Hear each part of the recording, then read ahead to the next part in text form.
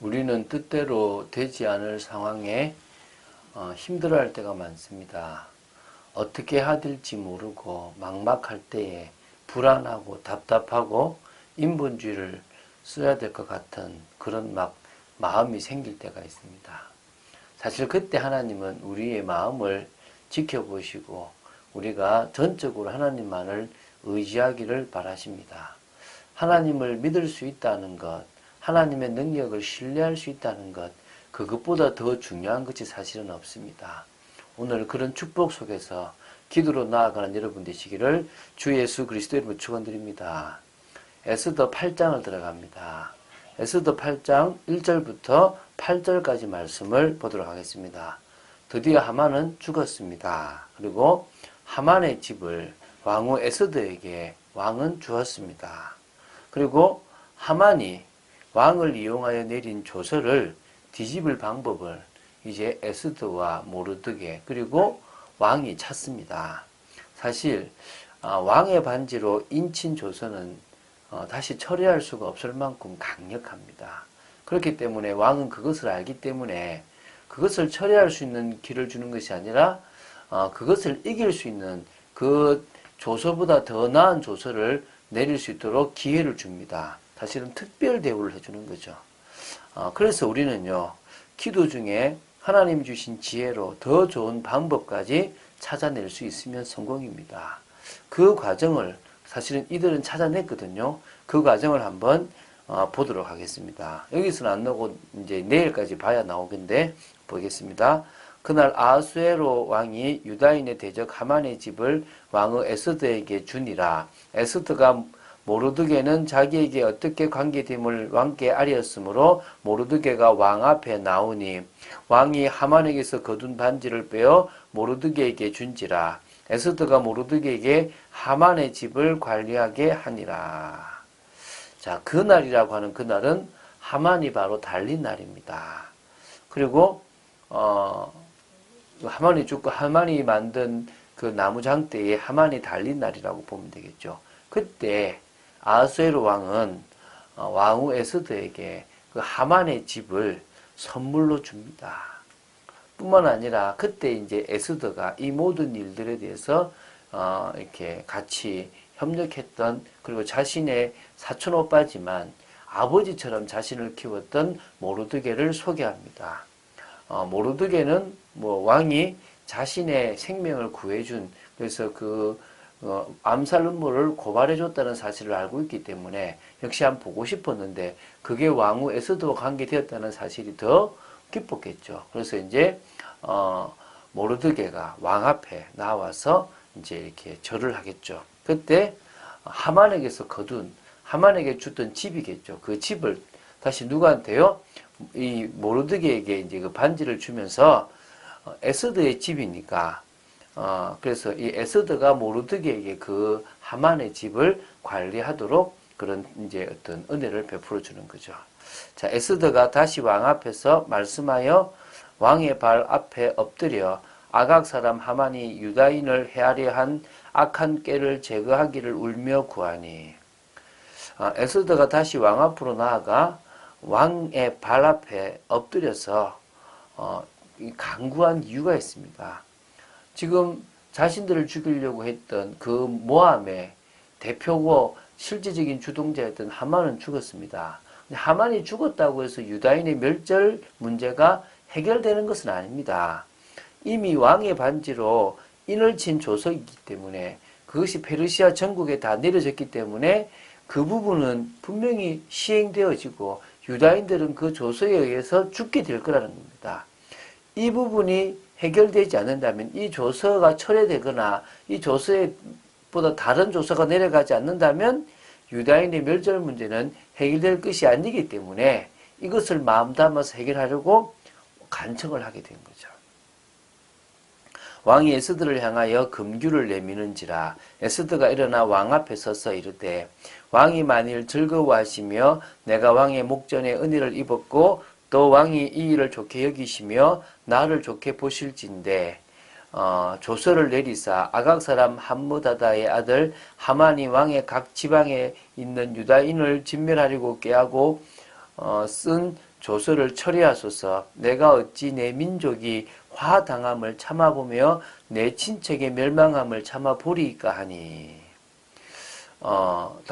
이제 그러니까 그 간청하고 울고 있는 에스더의 소원을 들어주려고 금규를 또 내밉니다. 그러니까 이제 일어서서 왕 앞에서 이제 아주 정말 간절한 마음으로 왕이 많이 즐거워하시고 내가 왕의 목전에서 은혜를 입은 사람이라면 또 왕이 이 일을 좋게 여기시며 나를 좋게 보실지라면 막 조말을 다했죠.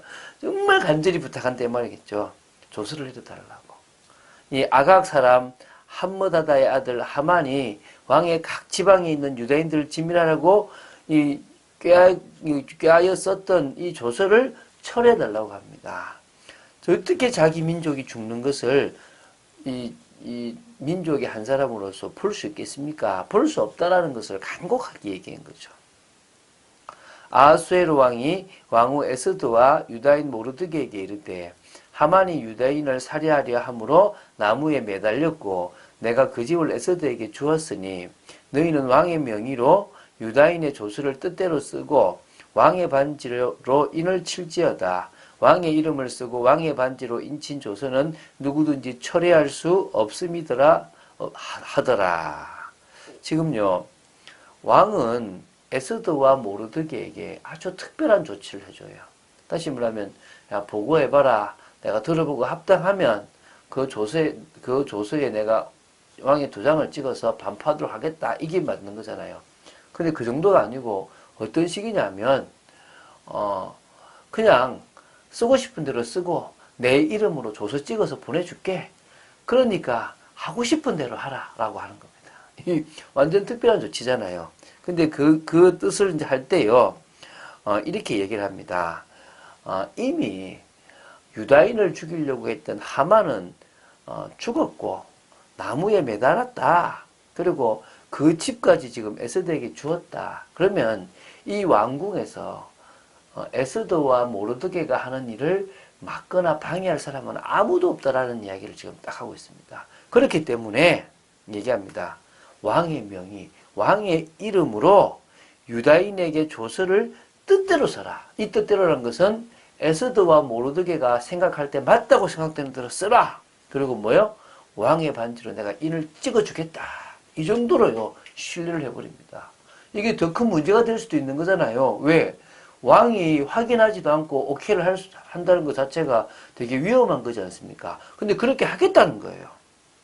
그래서 이제 왜 이렇게 하냐 하니까 왕의 이름을 쓰고 왕의 반지로 인친 조서는 누구든지 철회할 수 없음이더라 하더라.